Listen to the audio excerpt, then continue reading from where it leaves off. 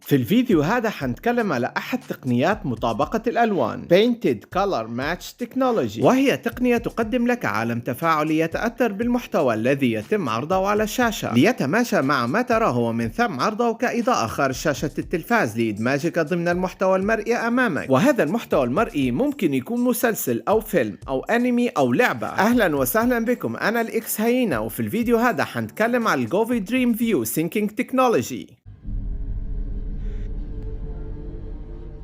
حيتم تقسيم الفيديو إلى عدة أقسام، وأول قسم هو تفريغ محتوى المنتج. وعلى فكرة تقدر تشتري منتجات الجوفي منفردة أو مجموعة متكاملة، ولكن لو حاب تجربة متكاملة تتفاعل وتتأثر بالمحتوى الذي يتم عرضه على الشاشة، تحتاج إلى منتج كاميرا الجوفي T2، وهو أحد المنتجات التي سيتم تفريغ محتواها وتركيبها خلال هذا الفيديو. ويعتبر هذا المنتج الباك بون والأساس لتجربة بصرية تفاعلية لا مثيل لها. في الأول نبدأ باللايت بارز. يحتوي الصندوق على بطاقة تعريفية للشركة مع كتيب إرشادات، ويحتوي الكتيب على معلومات بالإضافة إلى طريقة التركيب والتوصيل. 4 قواعد لتثبيت الإضاءة أفقيا أو عموديا، بالإضافة إلى محول طاقة وكنترول بوكس للتحكم بالإضاءة يدويا أو عن طريق البلوتوث. القواعد ال4 مزودة بلاصق M3 تتيح لك تثبيتها بالطريقة المناسبة لك، سواء خلف الشاشة أو في أماكن مخفية داخل الغرفة. طول البار الواحد حوالي 45 سنتيمتر، وكلاهما موصل بمخرج واحد نوع USB Type-C ليتم توصيلهم مع الكنترول بوكس.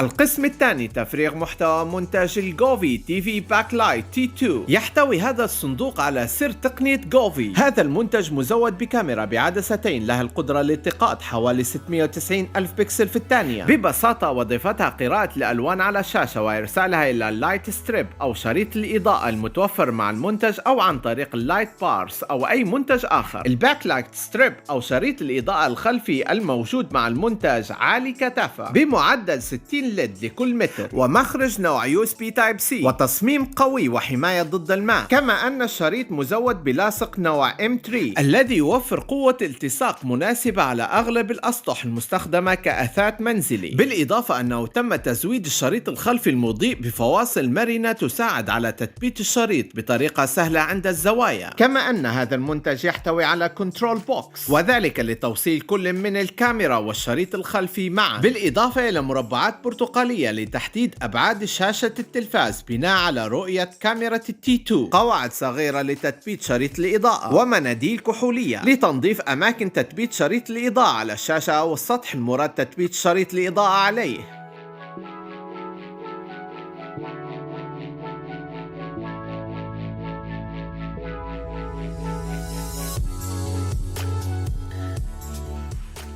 القسم الثاني تركيب المنتج وتوصيله. طريقة التركيب سهلة وبسيطة، بس تحتاج تحدد مكان التقاء سلك الباك لايت USB Type-C وسلك T2 USB Type-C مع الكنترول بوكس، بحيث لا يتعارض مع مخرجات الإضاءة ونشوف الظلال في الخلفية. وتستخدم المناديل الكحولية لتنظيف المساحة المراد تثبيت عليها الشريط المضيء. وبدأت تثبيت الشريط عكس عقارب الساعة، من أسفل اليمين إلى الأعلى، ومن الأعلى إلى اليسار، ومن اليسار إلى أسفل اليمين. طبعا منتج الجوفي تي في باك لايت T2 يأتي حسب الطلب لشاشات 65 بوصة أو 55 بوصة ليتماشى طول الشريط مع مساحة شاشتك. وتقدر تستخدم القواعد الصغيرة كداعم لتثبيت الشريط المضيء بالطريقة التي تناسبك، بس حاول تضع هذه القواعد بعيدة على الليدات وفي أماكن تواجد شعار الشركة اللي هو حرف الجي. بعد الانتهاء من تثبيت الشريط المضيء ننتقل إلى الكاميرا. كاميرا T2 مزودة بقاعدة مرنة متحركة تناسب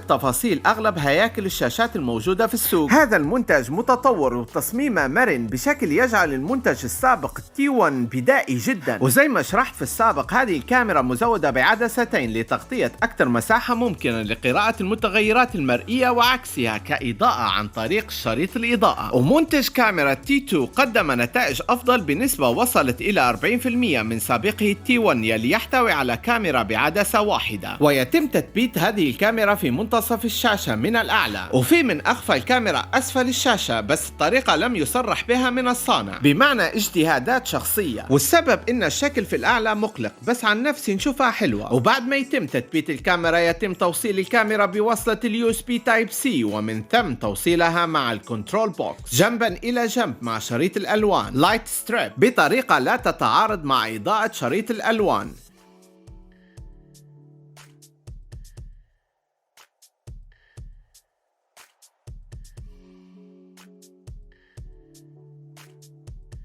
القسم الأخير في الفيديو ربط المنتجات مع الهاتف الذكي، ويحتاج منك تحميل الجوفي ابليكيشن من الجوجل ستور أو أبل ستور وتثبيت الابليكيشن فور الانتهاء من التحميل، وبمجرد تشغيل الابليكيشن يمكنك إضافة منتج أو أكثر في آن واحد. والطريقة كالآتي: البحث عن المنتج ضمن القائمة المتاحة، وحاليا أنا نبحث عن المنتج الكامل بكاميرا T2، وبمجرد إضافة المنتج حيطلب منك تسجيل الدخول إلى مجتمع الجوفي، وذلك للاستفادة من أدوات التحكم المختلفة والتحديثات، بالإضافة إلى سوق متكامل لمنتجات هذه الشركة. ولأنك مستخدم جديد تحتاج لإنشاء حساب جديد باسم مستخدم وكلمة مرور، وعملية التسجيل سهلة وبسيطة، وبعد الانتهاء من تسجيل الدخول تستمر في عملية إدخالك للمنتج المراد التحكم به والتعديل عليه إلى حين استكمال ربط جهازك بالبلوتوث. ولمزامنة جهازك الذكي بالكنترول بوكس الموصل عليه الكاميرا واللايت ستريب تحتاج الضغط مطولا على زر تشغيل الكنترول بوكس حتى يستجيب، ومن ثم الضغط على زر بدء تحديد ملائمة الإعدادات Start Calibrating، ومن ثم اختيار النمط المناسب حسب الرؤية أمامك. وبالنسبة لي أنا أرى أن الأزرق في الأعلى والأحمر يسارا، والخطوة التي يليها ربط الابليكيشن بالإنترنت ليساعد في تطوير وتحسين برمجيات كل من الكاميرا واللايت ستريب إن وجد.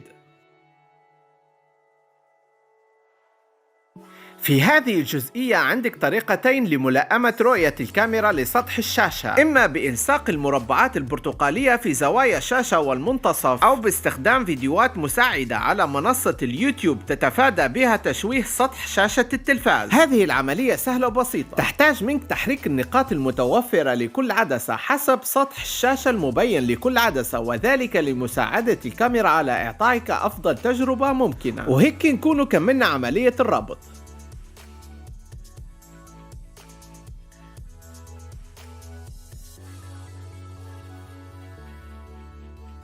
وتوا نتكلموا على الجوفي ابليكيشن. يحتوي الابليكيشن على مجموعة ادوات وانماط متعددة مع امكانية التحكم الكامل في منتج او مجموعة منتجات، من قفل وتشغيل الاضاءة، درجة السطوع والالوان وغيرها، مع امكانية اشراك اليكسا او جوجل اسيستنت للتشغيل والاقفال عن طريق الاوامر الصوتية. بخصوص المودات او الانماط فهناك مجموعة الحقيقة تغطي احتياجاتك، على سبيل المثال نمط الموسيقى مع تفعيل خاصية الصوت سواء من المايك الهاتف أو سبيكر تي في يعطيك تردد راقص حسب اختياراتك داخل هذا النمط، بالإضافة إلى مود خاص بالأفلام والألعاب.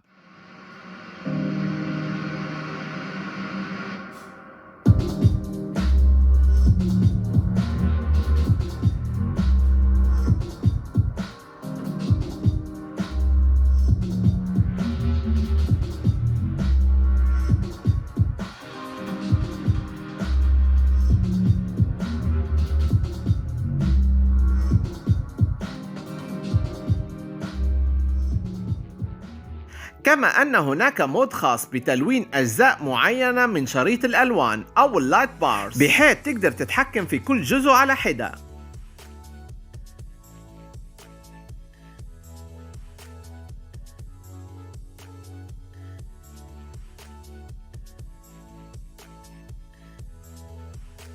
ولو كان عندك منتج تاني من جوفي، طريقة الإضافة ضمن قائمة جوفي أبليكيشن سهلة، وحنوريك الطريقة لأني حنضيف اللايت بارز جنبا إلى جنب مع اللايت ستريب.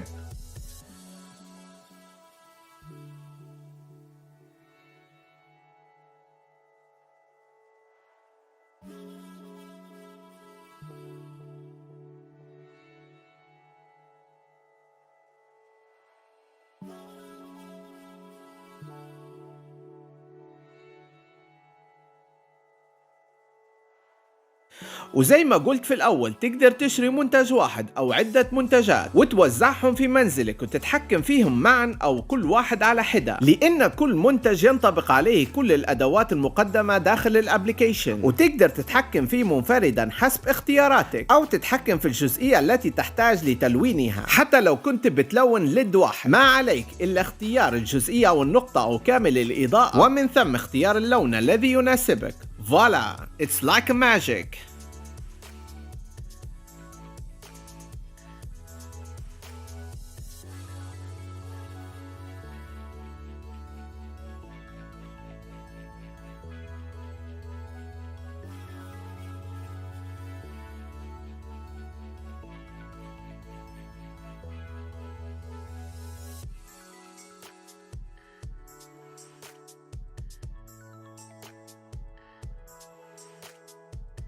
وتوا نجولي أهم أداة في مجموعة الأدوات المقدمة داخل الابليكيشن يلي أغرتني وجعلتني أقتني هذه التقنية، الدريم فيو. هنا تكمن المتعة البصرية ومن هنا تبدأ الإثارة. الدريم فيو فكرته مطابقة ألوان الشاشة مع الإضاءة عن طريق الكاميرا، بحيث يعكس ما تراه العين على الشاشة وتحويله إلى وميض بصري. هذا الوميض يطابق ألوان شاشة التلفاز، ولكن هذه المرة خارج الصندوق الأسود.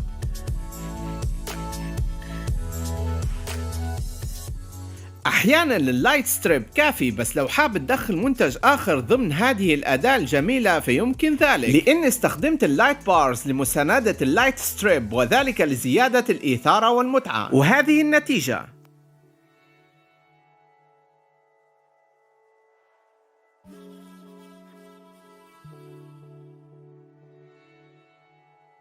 الخلاصة الموضوع نتائجه لا توصف وخيالية، وتحس روحك سافرت إلى المستقبل حرفيا، بس نبيك ما تحكمش عليه فقط بالمشاهدة، لأن نصيحتي ليك تجرب. المشاهدة أحيانا تعتمد على التصوير الاحترافي، وأنا عن نفسي نصور بسمارت فون، يعني النتائج أكيد ضعيفة بعض الشيء. بالإضافة أن فكرة الإضاءة التفاعلية ليست حكر على جوفي فقط، فهناك منافسين في السوق عندهم منتجات مشابهة. لهذا أكيد سألت روحك هذا السؤال: ليش الإكس هينا اختار الجوفي بالتحديد؟ وهذا يلي حتعرفه في الفيديو القادم. حيكون فيديو كبير وفيه مقارنة بين الجوفي وأكبر المنافسين، وشن الفروقات ونقاط الضعف والعيوب ونقاط القوة والأسعار، وحتى ذلك الوقت نقول لك تشاو.